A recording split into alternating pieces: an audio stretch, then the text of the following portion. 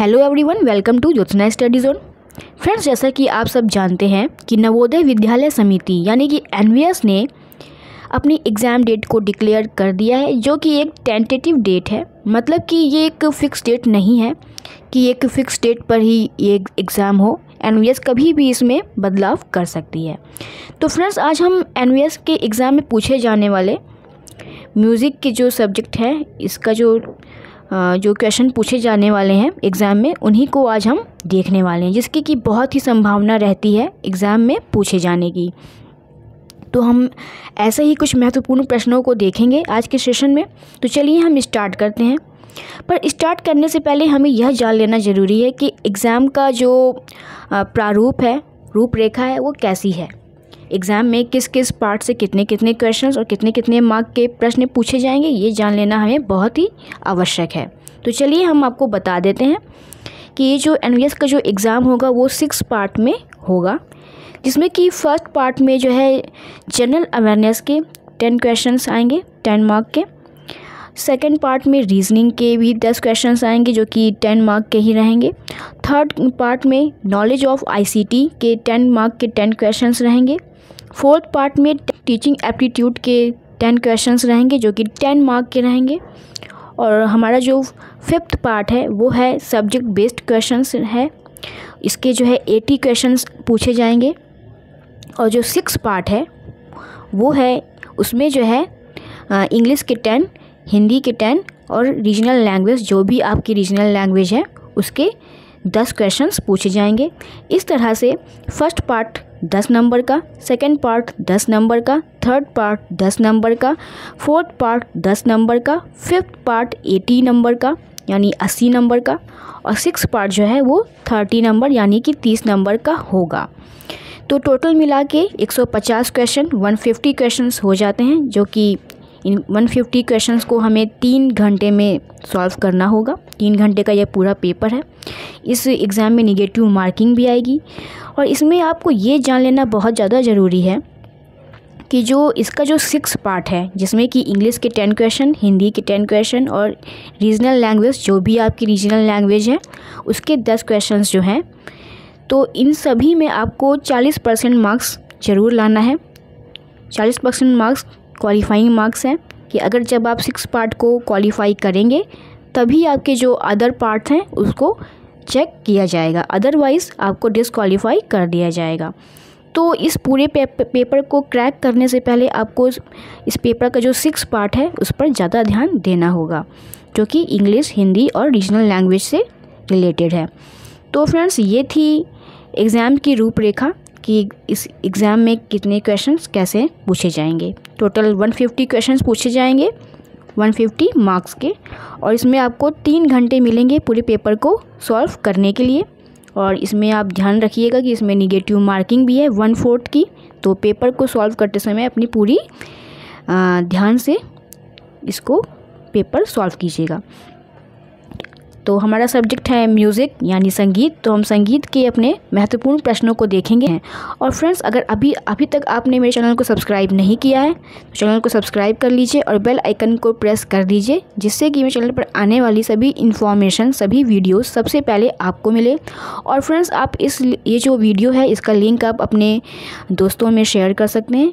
आप Telegram, Instagram, WhatsApp, कहीं पर भी आपके, जहाँ पर भी आप के फ्रेंड्स हैं, जहाँ पर भी आप म्यूज़िक ग्रुप में जुड़े हुए हैं, वहाँ पर आप इसको शेयर कर सकते हैं, इस वीडियो के लिंक को, जिससे कि आपके फ्रेंड्स भी इस वीडियो का, इस जो सेशन है आज का, उसका लाभ ले सकें। तो चलिए हम स्टार्ट करते हैं।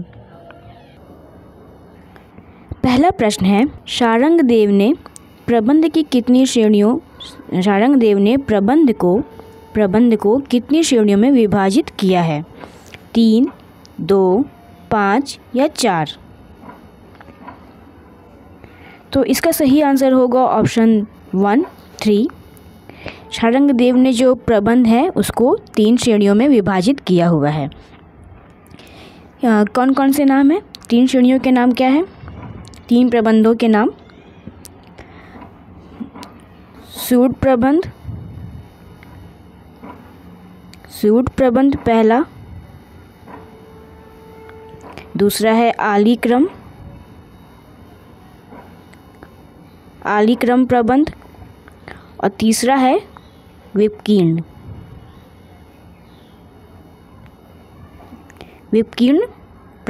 प्रबंध।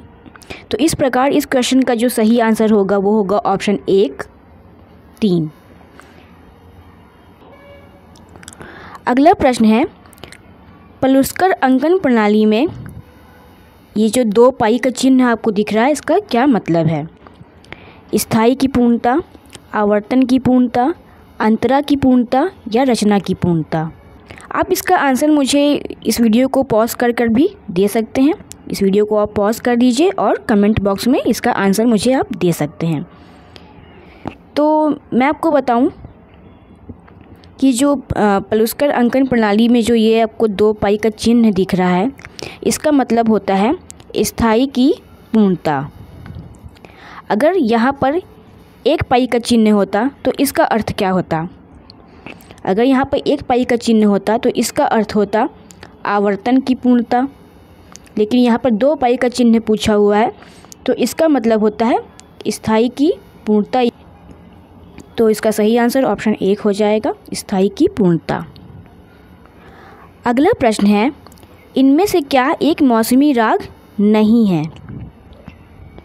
फ्रेंड्स, आप ये क्वेश्चन में ज़रूर से ध्यान रखिएगा कि वो किस में नहीं पूछा है और किस में हाँ पूछा है। तो इसमें पूछा है कि कौन सा एक मौसमी राग नहीं है, मियाँ मल्हार, बहार, गौड़ मल्हार या जोगिया? तो जैसा कि आप सभी जानते हैं कि मियाँ मल्हार, बहार और गौड़ मल्हार ये तीनों ही जो हैं ये एक मौसमी राग हैं, ये मौसमी राग हैं, लेकिन जो ये जोगिया है ये मौसमी राग नहीं है। तो इस प्रकार इसका सही आंसर, इस क्वेश्चन का सही आंसर जो हो जाएगा वो हो जाएगा ऑप्शन 4, जोगिया। तो इसमें से जोगिया जो राग है वो मौसमी राग नहीं है।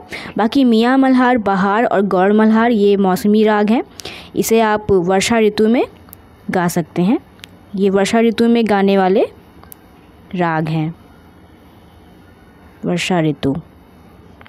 तो चलिए नेक्स्ट क्वेश्चन देखते हैं। वह ताल, फ्रेंड्स ये तार नहीं है, ये ताल होगा, कटिए, ये होगा ताल।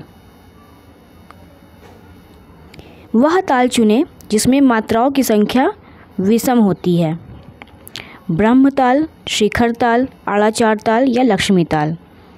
इसमें आपको वो ताल बतानी है जिसकी जो मात्रा संख्या है वो विषम संख्या होती है। तो हम देख लेते हैं। जो ब्रह्म ताल है वो होती है 28 मात्रे की ताल होती है, शिखर ताल 17 मात्रे की ताल होती है, आड़ाचार ताल 14 मात्रे की ताल होती है और लक्ष्मी ताल जो है वो 18 मात्रे की ताल होती है। तो इस प्रकार आप देख सकते हैं कि ये जो है सम संख्या है, ये भी सम संख्या है, ये भी सम संख्या है, लेकिन जो शिखर ताल है इसकी जो मात्रा संख्या है वो 17 है, जो कि एक विषम ताल है। तो हमारा सही आंसर हो जाएगा ऑप्शन 2, शिखर ताल। शिखर ताल में मात्राओं की संख्या जो होती है वो विषम होती है। तो इसका सही आंसर ऑप्शन 2 हो जाएगा। चलिए नेक्स्ट क्वेश्चन को देखते हैं। नेक्स्ट क्वेश्चन है कि पाइथागोरियन स्वरग्राम का इस्तेमाल किस सदी BCE में किया जाता था, 5वीं, 4थी, 7वीं या 6वीं? तो पाइथागोरियन स्वरग्राम जो है इसका जो इस्तेमाल किया जाता था वो 6वीं BCE में किया जाता था। इसका सही आंसर ऑप्शन 4 हो जाएगा। नेक्स्ट क्वेश्चन है, लग्गी किसके साथ बजाई जाती है, ठुमरी, छोटा ख्याल, सादरा या तराना? तो लग्गी जो होती है वो ठुमरी के साथ बजाई जाती है। इसका सही आंसर ऑप्शन 1 हो जाएगा, ठुमरी। क्या आप मुझे बता सकते हैं कि छोटा ख्याल जो है इसकी जो रचना हुई वो कब हुई और किन्होंने इस छोटा ख्याल की रचना की है? तो इसका आंसर आप मुझे कमेंट बॉक्स में दे सकते हैं। तो इस प्रश्न का जो सही उत्तर है वो हो जाएगा ठुमरी। चलिए हम नेक्स्ट क्वेश्चन को देखते हैं। ध्वनि का स्वर मान सीधे संबंधित होता है गुणवत्ता से, कंपन से, लय से या वेग से। तो जो ध्वनि का जो स्वरमान होता है वो हमेशा कंपन से संबंधित होता है सीधे सीधे। जिस स्वर की जितनी आंदोलन संख्या रहेगी वह स्वर उतना ही तेज सुनाई पड़ेगा। तो ध्वनि का जो स्वरमान जो होता है वो सीधे कंपन से संबंधित होता है। हर स्वर की अपनी अलग एक आंदोलन संख्या होती है और उसको कंपन करने पर हमें सीधे सीधे वो ध्वनि सुनाई देती है। तो इसका सही आंसर ऑप्शन 2 हो जाएगा, कंपन। नेक्स्ट क्वेश्चन है, कर्नाटक संगीत में कृति के पहले रचनाकार कौन थे? त्यागराज, मुथुस्वामी दीक्षितर, अन्नामाचार्य, श्यामा शास्त्री। त्यागराज, स्वामी दीक्षितर, श्यामा शास्त्री, ये जो तीनों थे ये कर्नाटक संगीत के त्रिमूर्ति कहे जाते थे। क्या कहते थे? कर्नाटक संगीत के त्रिमूर्ति के नाम से इन्हें जाना जाता है। और जो कर्नाटक संगीत में जो कृति के पहले रचनाकार थे वो थे अन्नामाचार्य। तो इसका सही आंसर ऑप्शन 3 हो जाएगा, अन्नामाचार्य। और त्यागराज, मुथुस्वामी दीक्षितर और श्यामा शास्त्री जो हैं वो कर्नाटक संगीत के त्रिमूर्ति के रूप में जाने जाते हैं। इन्होंने कई कृतियों की रचनाएं की हुई हैं। राग चारुकोंस किसने रचा था? चारुकोंस या इसे आप चारू कैसे भी कह सकते हैं। इसके रचनाकार कौन हैं? पंडित रविशंकर, पंडित ओमकारनाथ ठाकुर, उस्ताद अलाउद्दीन खां या उस्ताद फैयाज खां। इस प्रश्न का जो सही आंसर है वो है पंडित रविशंकर जी। पंडित रविशंकर जी ने राग चारुकोंस की रचना की हुई है। इसका सही आंसर ऑप्शन 1 पंडित रविशंकर हो जाएगा। पंडित रविशंकर के गुरु कौन हैं? पंडित रविशंकर के गुरु की अगर बात करें तो इनके गुरु जो हैं वो उस्ताद अलाउद्दीन खां हैं, जो कि मैहर घराने से संबंधित हैं। मैहर घराने से। उस्ताद फैयाज खां जो हैं ये एक आगरा घराने के हैं। और पंडित ओमकारनाथ ठाकुर का घराना जो है वो है ग्वालियर घराना। पंडित रविशंकर का कौन सा घराना है ये आप मुझे कमेंट में बताने की कोशिश कीजिएगा। चलिए हम नेक्स्ट क्वेश्चन को देखते हैं। पंडित V.N. भातखंडे ने खींची हुई तार के कितने इंच पर कोमल गा को रखा था? 31 इंच पर, 29.5 इंच पर, 28 इंच पर या 30 इंच पर? पंडित भातखंडे जो थे इन्होंने खींची हुई तार पर शुद्ध गा को रखा 28 सही 2/3 इंच पर, और जो कोमल गा को रखा वो रखा 30 इंच पर। तो इसका सही आंसर ऑप्शन डी हो जाएगा 30। अगला प्रश्न है, एक के बाद एक सुर बजते हैं तब उसे क्या कहा जाता है? जब एक के बाद एक सुर बजते हैं तो उसे क्या कहा जाता है? सुस्वरता, स्वर संगति, सुमधुरता या बेसुरापन? तो जब एक के बाद एक जब सुर बजते हैं तो उसे सुस्वरता कहा जाता है। इसका सही आंसर ऑप्शन 1 हो जाएगा, सुस्वरता।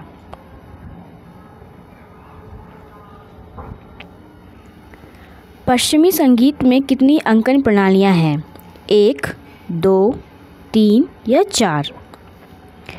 तो जो पश्चिमी संगीत है उसमें जो है 4 अंकन प्रणालियां हैं। कितनी अंकन प्रणालियां हैं? 4। तो इसका सही आंसर ऑप्शन 4 हो जाएगा, 4। अब 4 अंकन प्रणालियां कौन कौन सी हैं ये आप मुझे बताने की कोशिश कीजिए कमेंट बॉक्स में। फ्रेंड्स, ये जो मैं आपसे क्वेश्चन पूछ रही हूँ इसको आप ज़रूर से ज़रूर बताइए कमेंट बॉक्स में। इससे जो है आपकी भी नॉलेज डेवलप होगी। अदरवाइज़ मैं आपको इसका आंसर टेलीग्राम पर बता दूँगी, पर आप इसकी कोशिश ज़रूर कीजिएगा कि आप भी इसका सही आंसर दे सकें। तो चलिए हम अपने नेक्स्ट क्वेश्चन पे चलते हैं। एक जाति में तिरोभाव और आविर्भाव के नियमों का पालन देखा जाता है तो उसे क्या कहा जाता है? अंतर्मार्ग, संन्यास, विन्यास या अपन्यास। एक जाति में जब तिरोभाव और आविर्भाव के नियमों का पालन देखा जाता है तो उसे अंतर्मार्ग कहा जाता है। संन्यास, विन्यास और अपन्यास ये जो है जाति के लक्षण हैं। तो आप बता सकते हैं कि इन तीनों को जो है किन्होंने माना हुआ है। तो संन्यास, विन्यास और अपन्यास जो है शार्ङ्गदेव ने माना हुआ है। शार्ङ्गदेव ने जाति के कुल 13 लक्षण बताए हुए हैं और उसी में जो है इन्होंने इन 3 लक्षणों को ऐड किया हुआ है। तो इसका सही आंसर हो जाएगा ऑप्शन 1 अंतर्मार्ग। देसी संगीत का उद्देश्य क्या था? मोक्ष प्राप्त करना, विकारों का इलाज करना, मनोरंजन या प्रशंसा। तो जो देसी संगीत है उसका उद्देश्य था मनोरंजन करना। इसका सही आंसर ऑप्शन 3 हो जाएगा मनोरंजन। अगर मार्गी संगीत होता तो उसका जो उद्देश्य था मोक्ष प्राप्त करना। तो इस प्रकार इस क्वेश्चन का सही आंसर ऑप्शन 3 मनोरंजन हो जाएगा। चलिए अब हम आज के लास्ट क्वेश्चन को देखते हैं। क्वेश्चन नंबर 15 जो कि आज का लास्ट क्वेश्चन है। कला संगीत भारती अकादमी के पहले प्राचार्य कौन थे? उस्ताद अलाउद्दीन खां, पंडित ओमकार नाथ ठाकुर, पंडित राम सहाय या पंडित विष्णु नारायण भातखंडे। कला संगीत भारती अकादमी के जो पहले प्राचार्य थे वो थे पंडित ओमकार नाथ ठाकुर जी। कला संगीत भारती अकादमी जो है वो बनारस में स्थित है। बनारस के BHU में ये अकादमी स्थित है। इसकी स्थापना जो है 1956 में की गई थी पंडित ओमकार नाथ ठाकुर जी के द्वारा। तो इस प्रकार इस क्वेश्चन का सही आंसर ऑप्शन 2 पंडित ओमकार नाथ ठाकुर हो जाएगा। तो फ्रेंड्स ये थे कुछ 15 क्वेश्चंस जो कि मोस्ट इम्पॉर्टेंट है NVS के एग्ज़ाम के लिए। ये क्वेश्चंस अभी आने वाली परीक्षा में पूछे जा सकते हैं। पूरी संभावना है कि ऐसे क्वेश्चंस पूछे जाएंगे। और फ्रेंड्स मैंने ये जो आज की सीरीज़ में मैंने जो आप लोगों से बीच में कुछ क्वेश्चंस पूछे हैं उसकी आप आंसर देने की ज़रूर कोशिश कीजिएगा। इससे मालूम चलेगा कि आपने कितनी तैयारी कर रखी है। तो इसका सही आंसर देने की आप पूरी से पूरी कोशिश कीजिए मुझे कमेंट बॉक्स में। तो फ्रेंड्स चलिए, अगर आपको ये वीडियो अच्छी लगी हो तो वीडियो को लाइक कर दीजिए, शेयर कर दीजिए और चैनल को सब्सक्राइब करके बेल आइकन को ज़रूर से प्रेस कर दीजिए, जिससे कि मेरे चैनल पर आने वाली सभी वीडियोस सबसे पहले आपको मिले। और इसके साथ ही आप मेरे टेलीग्राम चैनल पर भी ज्वाइन हो सकते हैं। वहाँ पर भी मैं एग्ज़ाम से रिलेटेड सारे इन्फॉर्मेशंस प्रोवाइड करती रहती हूँ और क्विज़ेस भी वहाँ पर अपलोड होती रहती है। तो उसके लिए आप वहाँ पर ज्वाइन हो जाइए। डिस्कशन ग्रुप है उसमें भी आप ज्वाइन हो सकते हैं। तो चलिए फ्रेंड्स मिलते हैं नेक्स्ट वीडियो में कुछ और महत्वपूर्ण क्वेश्चंस के साथ जो कि NVS के एग्ज़ाम के लिए बहुत ही इम्पॉर्टेंट है। तो चलिए फ्रेंड्स मिलते हैं नेक्स्ट वीडियो में। Thank you.